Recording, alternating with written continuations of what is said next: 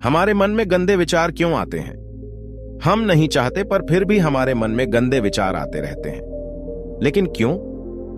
मन ही हमारा सबसे बड़ा दोस्त और मन ही हमारा सबसे बड़ा शत्रु है। जब हम अपने मन के हिसाब से चलते हैं तो मन हमें भटका देता है, और जब हम मन को संतुलित कर लेते हैं तो हम अपनी जिंदगी में सब कुछ पा लेते हैं। हम अपने मन में आने वाले गंदे विचारों को रोकने की कोशिश करते हैं, पर जितना हम रोकते हैं उतने ये विचार हमारे अंदर प्रवेश करते जाते हैं।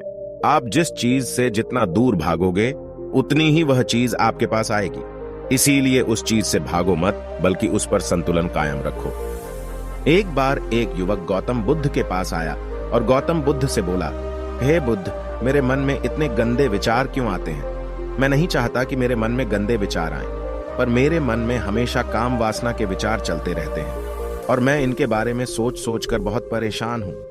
मेरी ऊर्जा और समय ये सब सोचने में ही नष्ट हो जाते हैं, और ये सब विचारों की वजह से मैं कभी कभी शांत नहीं रह पाता और मैं हमेशा ही स्त्रियों को देखकर मोहित हो जाता हूं, अपने आप को रोक ही नहीं पाता। बुद्ध मुस्कुराए और उन्होंने उस युवक से पूछा, क्या तुम्हें पता है कि यह काम वासना होती क्या है? फिर लड़के ने उत्तर दिया और कहा, बुद्ध, मुझे तो नहीं पता कि काम वासना होती क्या है, परंतु हां, ये जो भी है बहुत बुरी चीज है। फिर बुद्ध ने उस युवक से कहा, सबसे पहले तो तुम्हें यह समझना है कि प्राकृतिक रूप से जो भी चीज हमारे अंदर है वह बुरी नहीं है। हमारे जीवन में उसकी कुछ न कुछ जरूरत होती है। वासना कोई बुरी बात नहीं है, यह हमारे मन की एक भावना है जो हमें किसी न किसी चीज की कमी का एहसास करवाती है, और फिर हम उस चीज को पाने के लिए उस चीज की ओर आकर्षित हो जाते हैं। जैसे अगर तुम्हारे पास धन की कमी है तो तुम में धन पाने की वासना उत्पन्न हो जाएगी। इसका मतलब यह नहीं कि वासना बुरी है, बल्कि यह तो हमारे मन के एक प्रकार की जरूरत का एहसास है, और जब यह जरूरत शारीरिक हो तो हम इसे काम वासना कह देते हैं। युवक ने गौतम बुद्ध को कहा, बुद्ध, मुझे काम वासना का मतलब तो समझ में आ गया, पर आप मुझे यह बताइए कि यह आती कहां से है और कैसे आती है? गौतम बुद्ध ने कहा, काम वासना कहीं से आती नहीं है, यह तो हमारे अंदर ही होती है, और इसका होना तो जरूरी भी है, तभी तो मानव जाति का विस्तार होगा। युवक ने कहा, जब यह हमारे अंदर ही है और जरूरी भी है तो फिर लोग इसे गलत क्यों बताते हैं? बुद्ध ने कहा, यही समस्या है। लोगों ने काम वासना को गलत तरीके से सोच लिया है, इसे छिपाने की और दबाने की कोशिश करते हैं। काम वासना गलत नहीं है, बल्कि काम वासना का गलत तरीके से प्रयोग करना गलत बात है। लोग जिसे पसंद करते हैं उसी के लिए जीने लग जाते हैं और उसके बारे में हमेशा सोचते रहते हैं, पर यह सब गलत है। बुद्ध ने युवक से कहा, क्या तुम्हें पता है कि जानवरों में भी काम वासना होती है? युवक ने उत्तर दिया, हां बुद्ध, जानवरों में भी काम वासना होती है, क्योंकि जानवर भी तो आखिर अपनी पीढ़ी को आगे बढ़ाएंगे। बुद्ध ने कहा, तो फिर हम जानवरों की काम वासना को क्यों गलत नहीं कहते? युवक ने कहा, मुझे नहीं पता महात्मा, आप ही मुझे बताइए। गौतम बुद्ध ने कहा, जानवर अपनी काम वासना का प्रयोग आनंद प्राप्ति के लिए नहीं करते, वह तो सिर्फ संतान उत्पन्न करने के लिए काम वासना का उपयोग करते हैं। जानवरों को प्रकृति ने इतनी समझ नहीं दी कि वह काम वासना को अपने सुख का आधार बना सके, जबकि मनुष्य अपनी समझ के बलबूते पर प्रकृति में पाई जाने वाली प्रत्येक वस्तु को अपने सुख के लिए अपने प्रयोग करता है। हम इंसानों ने ही काम वासना को अपने सुख का साधन बना लिया है, जबकि प्रकृति ने तो हमें अपने वंश को आगे बढ़ाने के लिए दिया था, लेकिन इंसानों ने इसे अपने जीवन का परम लक्ष्य बना रखा है, और इस तरह से काम वासना का बेलगाम हो जाना गलत है। युवक ने बुद्ध से पूछा, महात्मा जी, ये काम वासना हम पर हावी क्यों होती है? क्यों यह बेलगाम हो जाती है? तब गौतम बुद्ध ने कहा, सुनो, अब जो मैं तुम्हें बताऊंगा उसे तुम ध्यानपूर्वक सुनना। काम वासना का सारा खेल तुम्हें समझ आ जाएगा, तुम्हें तुम्हारे सारे सवालों का जवाब मिल जाएगा, बस तुम्हें ध्यान से सुनकर समझना है। फिर गौतम बुद्ध युवक को बताना शुरू करते हैं। एक बार की बात है, एक आश्रम में गुरु और उनके शिष्य रहते थे।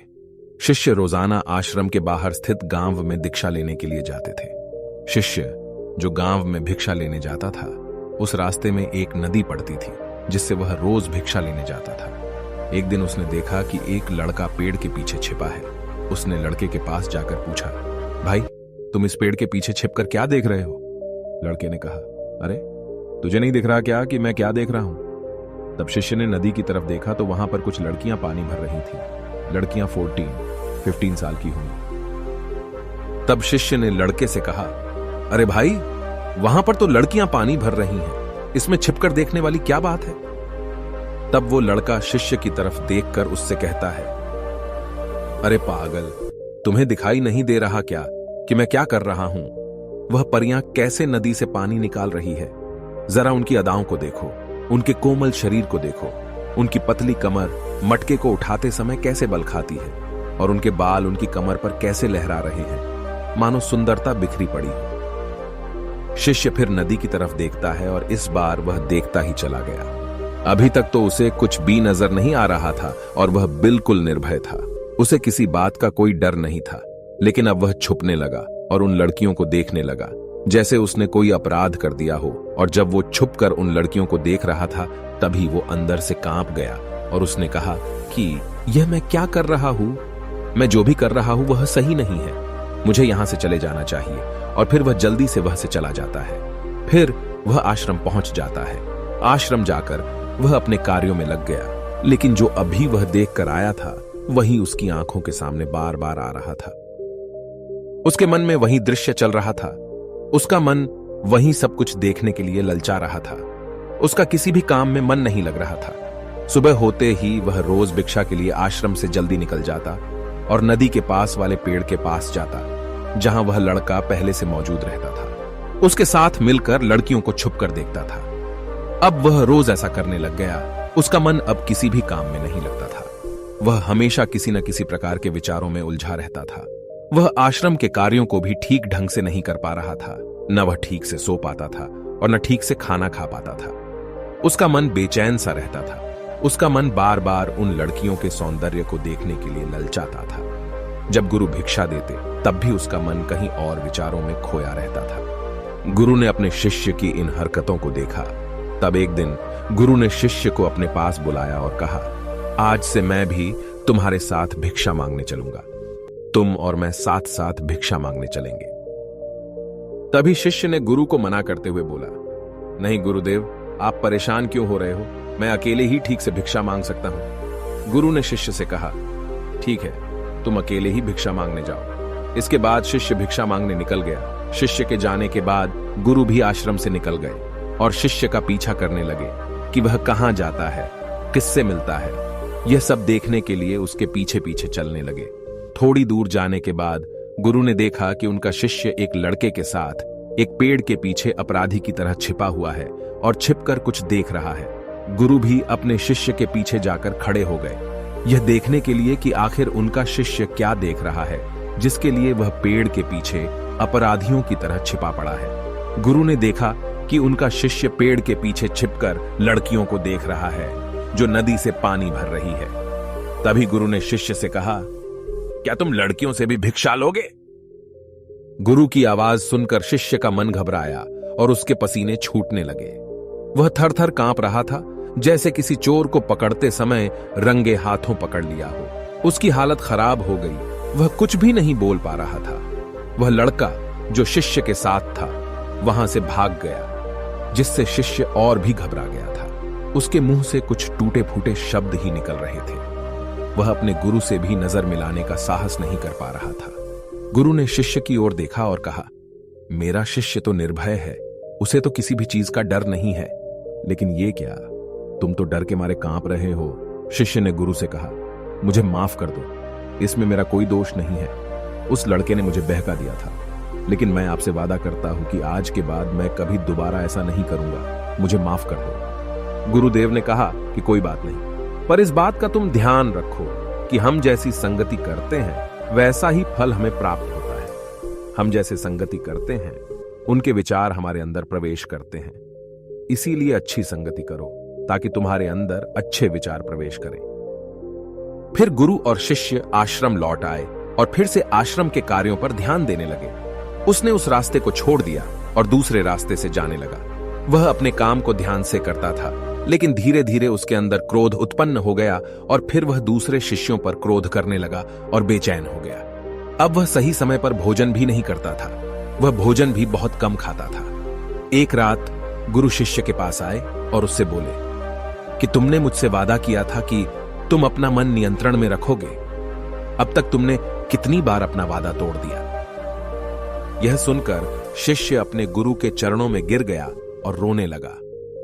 रोते रोते ही उसने गुरु से कहा कि गुरुदेव, मैं कहीं बार अपना वादा तोड़ चुका हूं, फिर वादा कर लेता हूं, लेकिन हर बार मैं वादा तोड़ देता हूं। मेरा मन मेरे नियंत्रण में है ही नहीं। मैं बहुत कोशिश करता हूं कि मैं अपने मन से सारे बुरे विचारों को निकाल दूं, लेकिन मैं चाहकर भी ऐसा नहीं कर पा रहा हूं। फिर गुरु ने शिष्य को कहा, चलो मेरे साथ। गुरु शिष्य को आश्रम के बगीचे में लेकर गए और शिष्य से कहा, देखो यहां पर कुछ नालियां बनी हुई है जिससे नदी का पानी इन पौधों तक आ रहा है, और यह पानी निरंतर भाव से बह रहा है। क्या तुम इस पानी के बहाव को रोक सकते हो? शिष्य ने कहा, हां गुरुदेव, मैं इस बहाव को रोक सकता हूं। फिर शिष्य ने मिट्टी उठाकर उस नाली के छोर पर डाल दी। वह पानी थोड़ी देर के लिए रुक गया और फिर थोड़ी देर बाद उस रेत के ऊपर से पानी आया। गुरु ने शिष्य से कहा, अरे ये क्या, ये पानी तो रुका ही नहीं। फिर से उसने कुछ कंकर पत्थर उठाकर उसे नाली में डाल दी और फिर थोड़ी देर के लिए पानी रुक गया, लेकिन फिर थोड़ी देर बाद ही उन कंकर पत्थरों के ऊपर से पानी निकल आया। गुरु ने कहा, शिष्य यह क्या हुआ? पानी तो फिर से आ गया।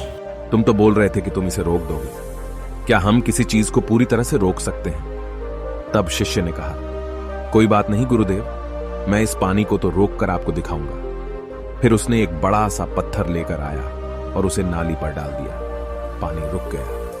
तब शिष्य ने गुरु से कहा, देखा गुरुदेव, मैंने कहा था ना कि पानी को मैं रोक दूंगा। मैंने पानी को रोक दिखाया। आपकी बात मैंने पूरी कर दी।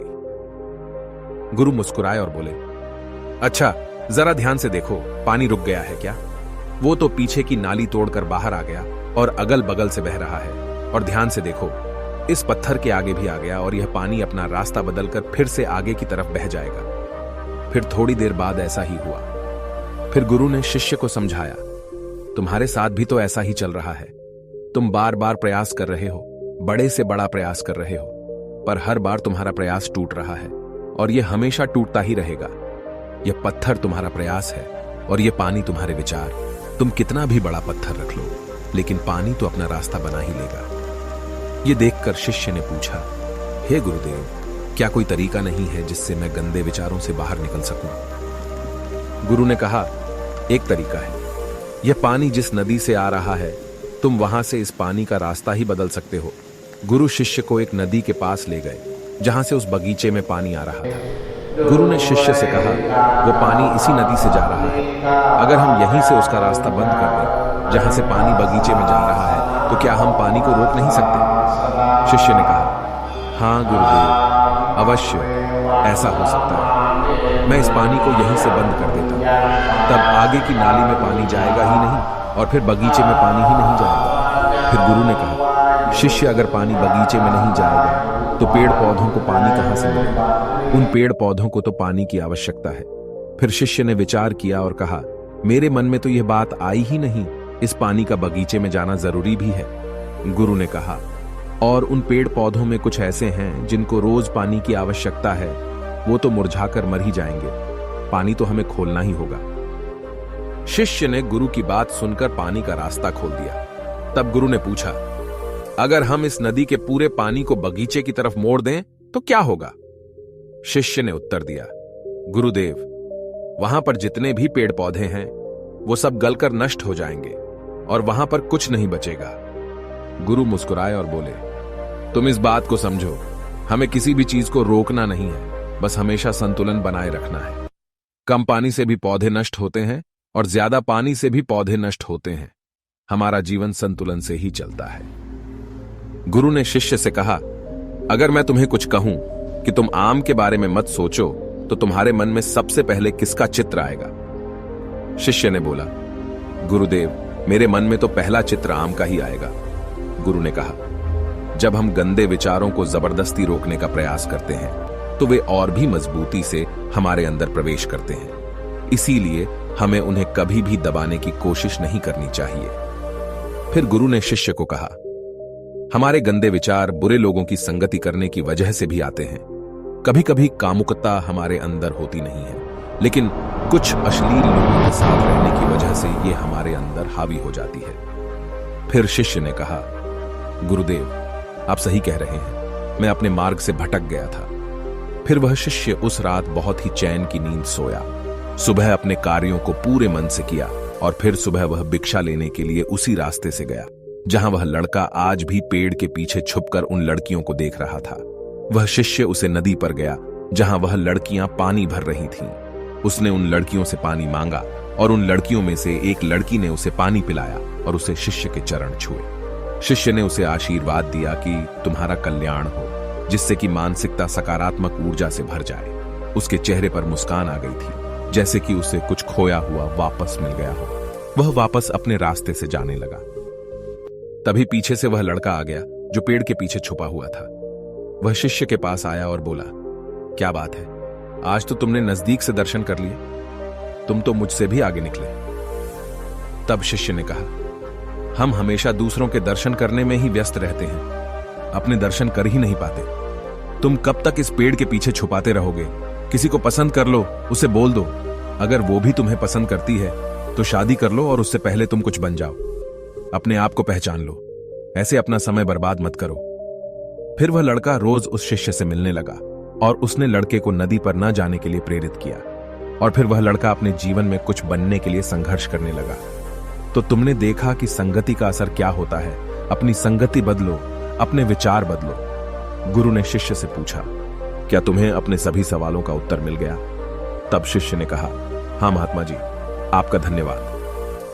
तब गुरु ने शिष्य से कहा कि जब तुम्हारे मन में गंदे विचार आए तब तुम अपने आप को दोषी मत मानो। यह शरीर है और यह सब इसने हजारों वर्षों से सीखा है। एक केवल तुम्हारे सोच लेने से या शपथ लेने से यह टूटने वाला है नहीं, लेकिन तुम्हारे पास वो शक्ति है, वो ऊर्जा है जिसका तुम्हें संतुलन उपयोग करना है। तुम एक जीवित ऊर्जा हो जो कुछ भी अनुभव करने के लिए स्वतंत्र है। इसीलिए तुम अपने आप को पहचानो। इस कहानी से हमें यह सीख मिलती है कि हमारे विचारों का महत्व कितना अधिक होता है। हमारे विचार ही हमारे भविष्य की दिशा को निर्धारित करते हैं। हमें सकारात्मक विचारों को अपने मन में पूरी शक्ति के साथ अपनाना चाहिए ताकि हम सही दिशा में आगे बढ़ सकें।